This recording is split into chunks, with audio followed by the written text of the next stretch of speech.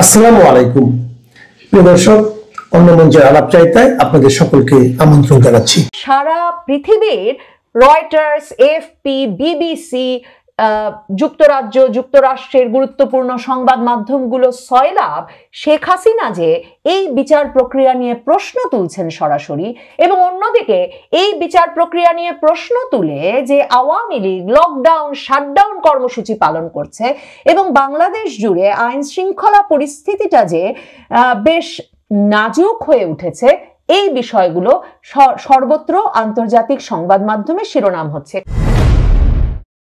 বাংলাদেশে আন্তর্জাতিক অপরাধ ট্রাইব্যুনালে মানবতা বিরোধী অপরাধের মামলায় শেখ হাসিনার বিরুদ্ধে রায় ঘোষিত হতে যাচ্ছে আজকে।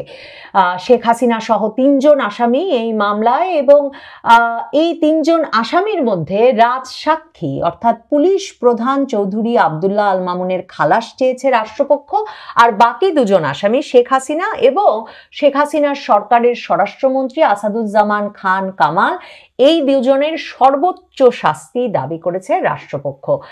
শেখ হাসিনা সম্প্রতি আন্তর্জাতিক সংবাদ মাধ্যমগুলোতে যে সাক্ষাৎকার দিয়েছেন, সেখানে তিনি স্পষ্টতই বলেছেন যে এই আদালত তার চোখে একটা ক্যাঙ্গারু কোর্ট, সাজানো আদালত, শ্যাম কোর্ট, এবং এই সাজানো আদালতে যেটি তার রাজনৈতিক প্রতিপক্ষদের নিয়ে তৈরি করেছেন ইউনূস সরকার, সেই আদালতে কি বিচার হলো বা কি ধরনের রায় এলো তাতে তিনি সারপ্রাইজড বা ইন্টিমিডেটেড নন, মানে তিনি এই নিয়ে বিস্মিতও নন, তিনি এই নিয়ে ভীতও নন। শেখ হাসিনা এই আদালতটিকে রাজনৈতিক প্রতিপক্ষদের আদালত বলছেন এ কারণে যে আন্তর্জাতিক অপরাধ ট্রাইব্যুনালে শেখ হাসিনা সরকারের আমলে 1971 সালের যুদ্ধাপরাধীদের বিচার হচ্ছিল। মূলত জামায়াতের শীর্ষস্থানীয় অনেক নেতৃবৃন্দই যুদ্ধাপরাধের দায়ে এই আন্তর্জাতিক অপরাধ ট্রাইব্যুনালে বিচারের সম্মুখীন হয়েছিলেন।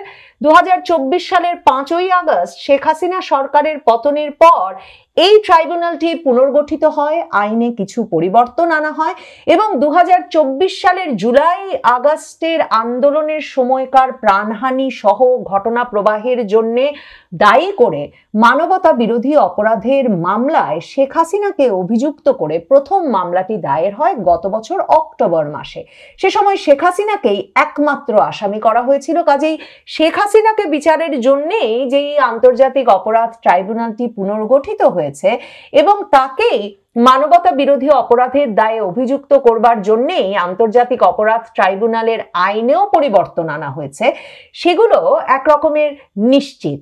এই অবস্থায় শেখ হাসিনার সঙ্গে মার্চ মাসে এসে, এই 2025-এর মার্চ মাসে এসে আরো 2 জন আসামি যুক্ত হন এই মামলায়, তখনকার স্বরাষ্ট্রমন্ত্রী আসাদুজ্জামান খান কামাল এবং তখনকার পুলিশ প্রধান চৌধুরী আব্দুল্লাহ মামুন। চৌধুরী আব্দুল্লাহ মামুন ছাড়া আর কেউই কারা হেফাজতে নেই, এবং চৌধুরী আব্দুল্লাহ মামুন শেখ হাসিনা সরকারের সময়কার পুলিশ প্রধান 2024 সালের জুলাই আগস্টে যিনি দায়িত্বে ছিলেন, তিনি রাজসাক্ষী হন, তার সাজা মওকুফ হবে সেই প্রত্যাশায়, এবং আন্তর্জাতিক অপরাধ ট্রাইব্যুনালের মামলাটির যুক্তি তর্ক শেষে রাষ্ট্রপক্ষ এখন তার খালাস চেয়েছে।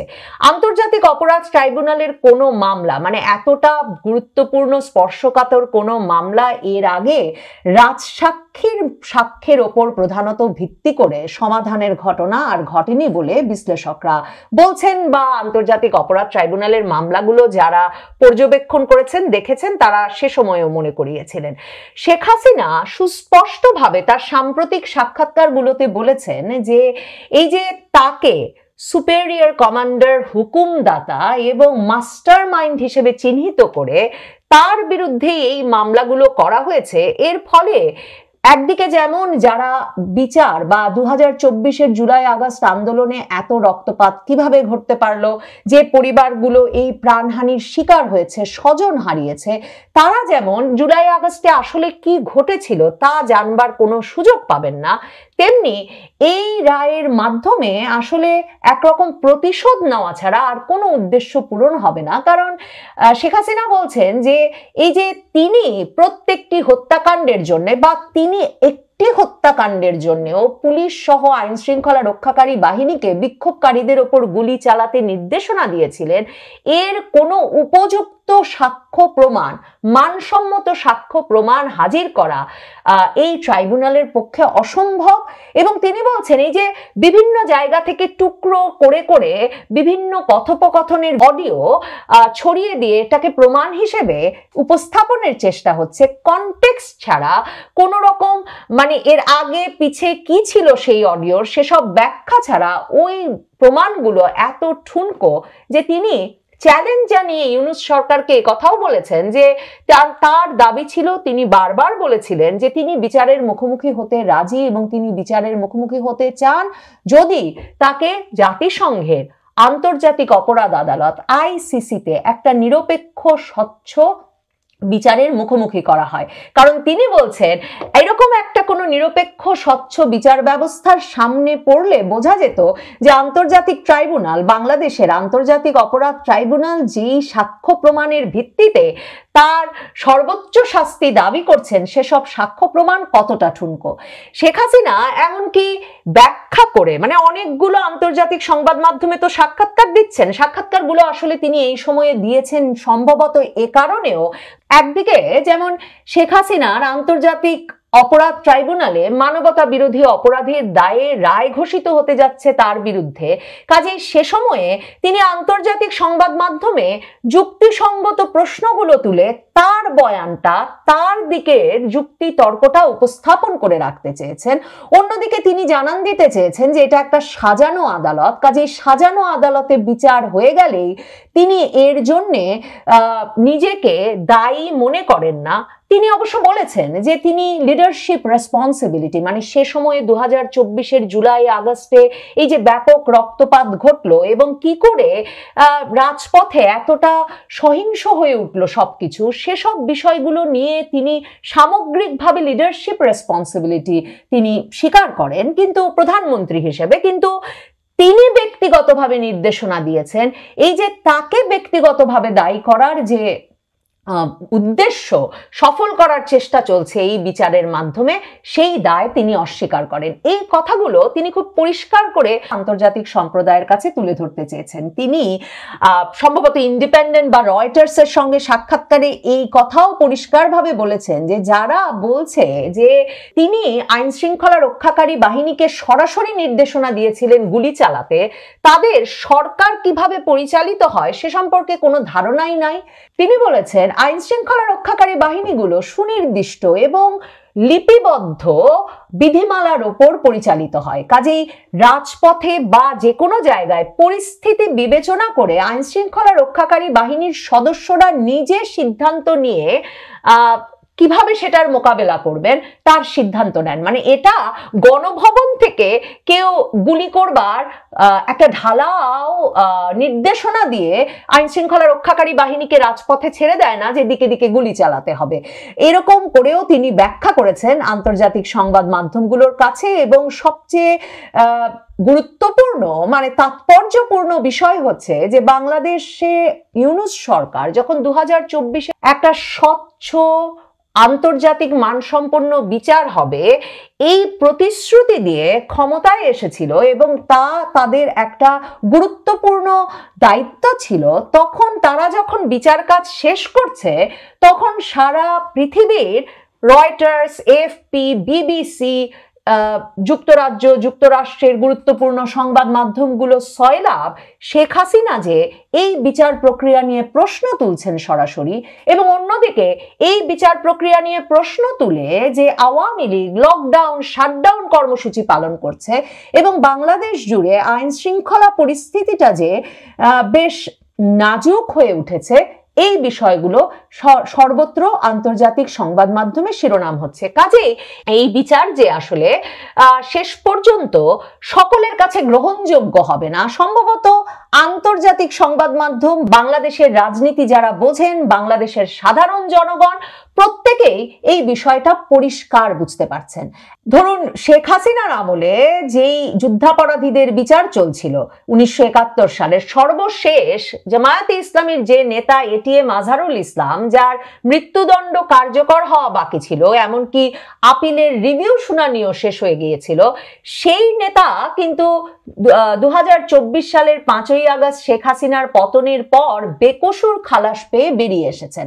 কাজে বাংলাদেশের আদালত ব্যবস্থার বিষয়টি যেমন প্রত্যেকে বোঝেন, তেমনি এই যে এই আন্তর্জাতিক অপরাধ ট্রাইব্যুনালে শেখ হাসিনার বিচার করাটা যে একটা বড় বিচার দেখানো, এর অনেক বড় লক্ষ্য, বরং সুনির্দিষ্টভাবে কে কোথায় অযথা বল প্রয়োগ করেছেন। কারণ শেখ হাসিনা সাক্ষাৎকারগুলোতে একথাও পরিষ্কার করে বলেছেন যে অনেক ক্ষেত্রেই পুলিশ সহ আইন শৃঙ্খলা রক্ষাকারী বাহিনী হয়তো শক্তি প্রয়োগের ক্ষেত্রে বাড়াবাড়ি করে থাকতে পারে, কিন্তু সেটার তো তদন্ত, বিচার বিভাগীয় তদন্ত একটা কমিটি করে শুরু করেছিল শেখ হাসিনা সরকার, ইউনূস সরকার। সেই তদন্ত কেন থামিয়ে দিল? এবং তিনি প্রশ্ন করেছেন যে এই তদন্ত ছাড়া কোথায় কোথায় বাড়াবাড়ির ঘটনা ঘটেছে, কিভাবে এত সহিংসতার ঘটনা ঘটতে পারলো, সেটা চিহ্নিত করা তো মুশকিল। আইন শৃঙ্খলা পরিস্থিতি নাজুক, এই কথা যে বিভিন্ন আন্তর্জাতিক সংবাদ মাধ্যমেও বের হচ্ছে সেটা বলছিলাম, কারণ ঢাকা সহ সারা বাংলাদেশ জুড়েই বিভিন্ন জায়গায় বাসে আগুন লাগানোর ঘটনা ঘটছে।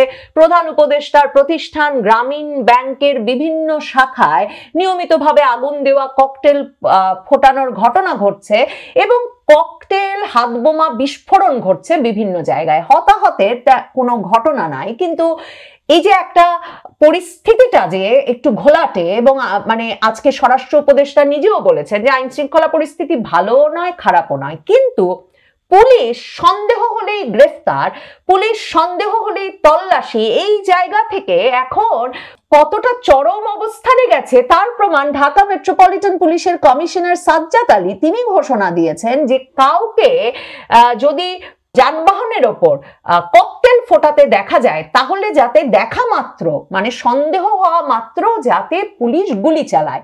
এখন শেখ হাসিনার বিচারের দিনে আইন শৃঙ্খলা রক্ষা নিয়ন্ত্রণে ঢাকা মেট্রোপলিটন পুলিশের এরকম একটা সিদ্ধান্তের পর স্বাভাবিকভাবেই প্রশ্ন জাগে যে তাহলে 2024-এর জুলাই আগস্টে যখন বাংলাদেশের বিভিন্ন রাষ্ট্রীয় সম্পদ, মানে বিটিভিতে কে আগুন দিয়েছেন, তিনি আবার রীতিমতো সাক্ষাৎকার দিয়েছেন বাংলাদেশের সংবাদ মাধ্যমে 2024-এর আগস্টের পর, যা উনার ব্যক্তিগত উদ্যোগে বাংলাদেশ টেলিভিশনে উনি আগুন ভাঙচুরের ঘটনা ঘটিয়েছেন।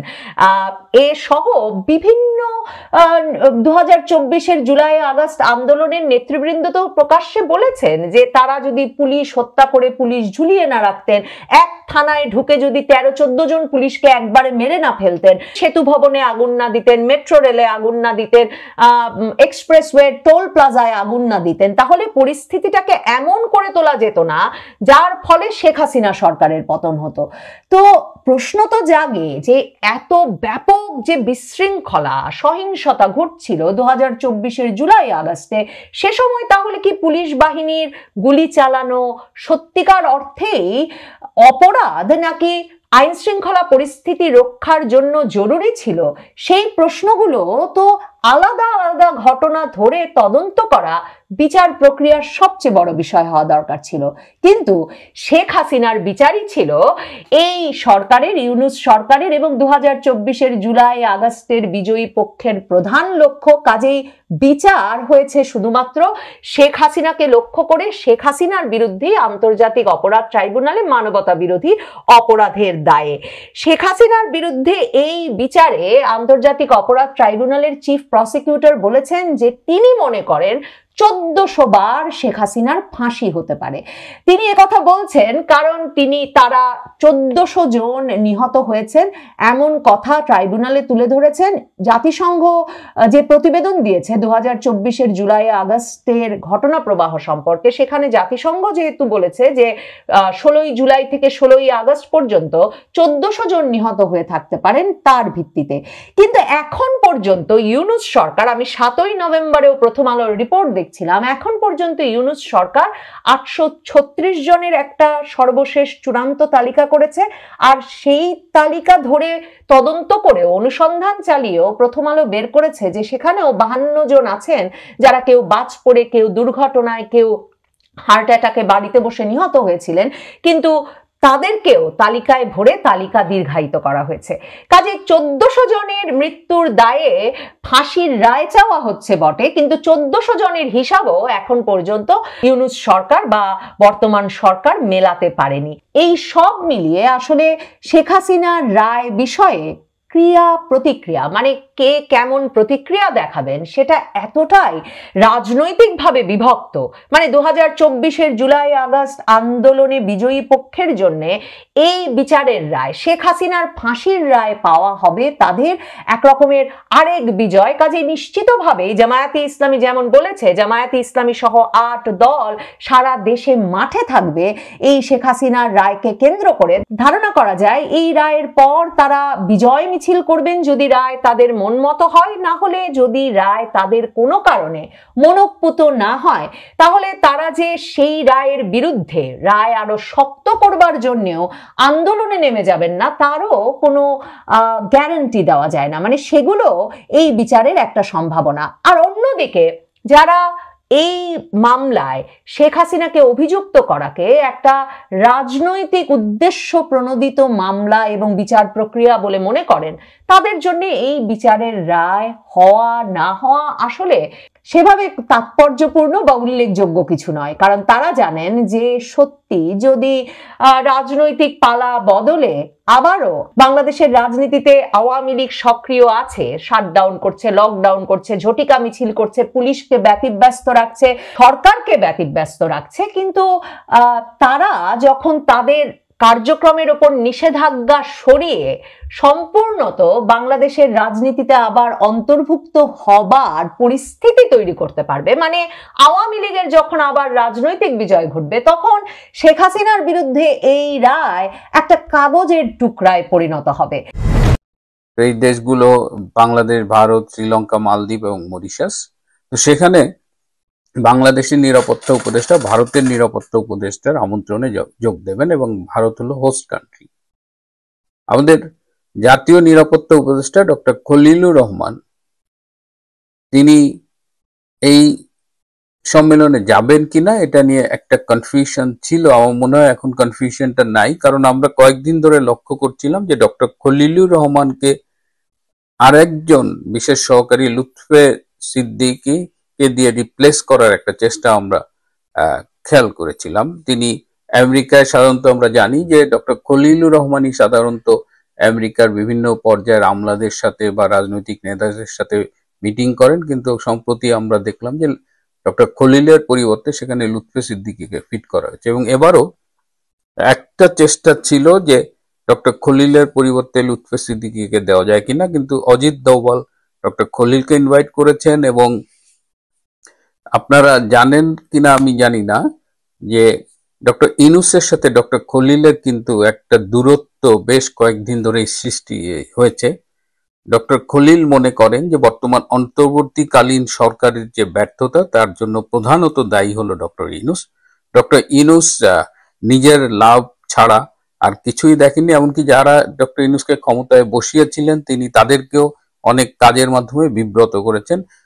আরো একটা অভিযোগের কারণ রয়েছে ডক্টর ইউনূসের বিরুদ্ধে, যে তিনি এটাকে একটা এনজিওগ্রাম সরকার করেছেন, অর্থাৎ তিনি কিছু প্রবীণ অবসরপ্রাপ্ত ডায়াপার পরা এনজিও ব্যাকগ্রাউন্ডের উপদেষ্টা বসিয়েছেন, যাদের সরকার পরিচালনার কোনো পূর্ব অভিজ্ঞতা ছিল না। সুতরাং তারা একটা লেজে গবরে অবস্থান তৈরি করেছে এবং অনেকগুলো কারণের মধ্যে এই কারণগুলো একটা আর দ্য ফিউ রিজনস যে কারণে ডক্টর ইউনূসের অন্তর্বর্তীকালীন সরকার ভীষণভাবে ব্যর্থ হয়েছে এবং হচ্ছে। এই কনসার্নটা কিন্তু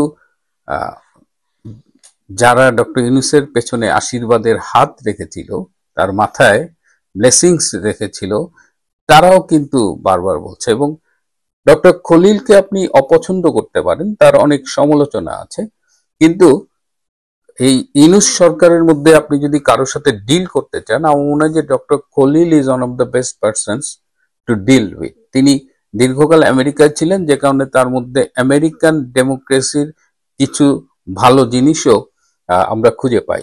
যে কারণে ভারত কিন্তু ডক্টর ইউনূসের সাথে, যদি ইউনূসের কোনো প্রতিনিধির সাথে কথা বলতে চান, তারা সবসময় ডক্টর খলিলকে প্রেফার করেন অনেক সময়, সব সময় না। এবং সেই জায়গা থেকে এই যে কলম্বো সিকিউরিটি কনক্লেভের কনফারেন্সে যাচ্ছেন, এটা একদম মানে নিষ্পাপ একটা কনফারেন্স না।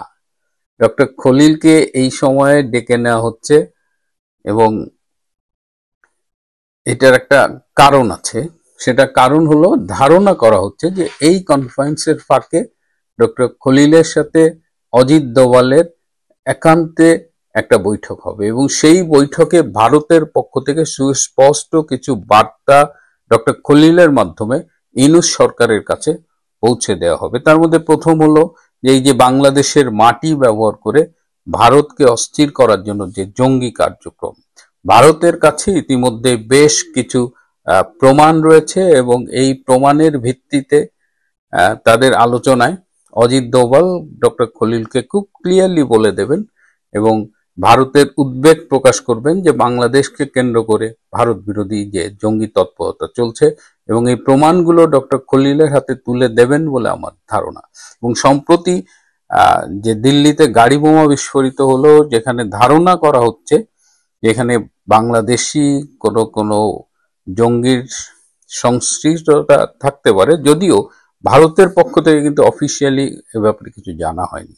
যদি বাংলাদেশিদের সংশ্লিষ্টতা থেকে থাকে এবং ভারত সরকারের কাছে সেই প্রমাণ থেকে থাকে, আমার ধারণা যে এই সম্ভাব্য বৈঠকে ডক্টর খলিলের কাছে এই প্রমাণগুলো তুলে দেওয়া হবে এবং উদ্বেগের পাশাপাশি বাংলাদেশকে বলা হবে যে এগুলো বন্ধ করতে। আরেকটা যেটা আমার কাছে মনে হয়েছে সেটা হলো ভারতের পক্ষ থেকে খুব স্পষ্ট একটা বার্তা দেওয়া হবে যে ডক্টর ইউনূস যেন একটা ইনক্লুসিভ নির্বাচন করেন। ভারতের পক্ষ থেকে সবসময় ইনক্লুসিভ নির্বাচনের কথা বলা হয়েছে এবং ভারত মনে করে যে একটা ইনক্লুসিভ নির্বাচন যেখানে বিএনপি, আওয়ামী লীগ, জামাত, জাতীয় পার্টি সবাই মিলে অংশগ্রহণ করবে এবং সেই নির্বাচনটা ফ্রি এবং ফেয়ার হবে এবং সেই free, fair, inclusive and participatory ইলেকশনে জনগণ যাকেই ভোট দেবে ভারত তার সাথে কাজ করতে আগ্রহী। এই বার্তাটি আবারও ডক্টর খলিলের মাধ্যমে ইউনূসের কাছে পৌঁছে দেওয়া হবে। কিন্তু আবার যখন ডক্টর খলিল ভারতে যাবেন ততদিনে এই আগামীকাল শেখ হাসিনার বিরুদ্ধে ICT 1 কোর্টের রায় হবে এবং সেই রায় কি হবে এটা আমরা মোটামুটি সবাই জানি। এই ক্যাঙ্গারু কোর্টের পূর্ব লিখিত রায় ঘোষিত হবে। সো ডক্টর খলিল যখন সেখানে যাবেন ততদিনে শেখ হাসিনার বিরুদ্ধে এই মামলার রায়ও হয়ে গেছে। এই রায় নিয়ে ভারতের প্রতিক্রিয়া কি হবে সেটাও হয়তো ডক্টর খলিলকে জানিয়ে দেওয়া হবে, কারণ এই রায়ের মধ্য দিয়ে বাংলাদেশের রাজনীতিতে একটা ব্যাপক পরিবর্তন হবে এবং এই রায়ের মধ্য দিয়ে আওয়ামী লীগ যে আন্দোলনটা শুরু করবে সেই আন্দোলনের প্রভাব কোথায় গিয়ে পড়বে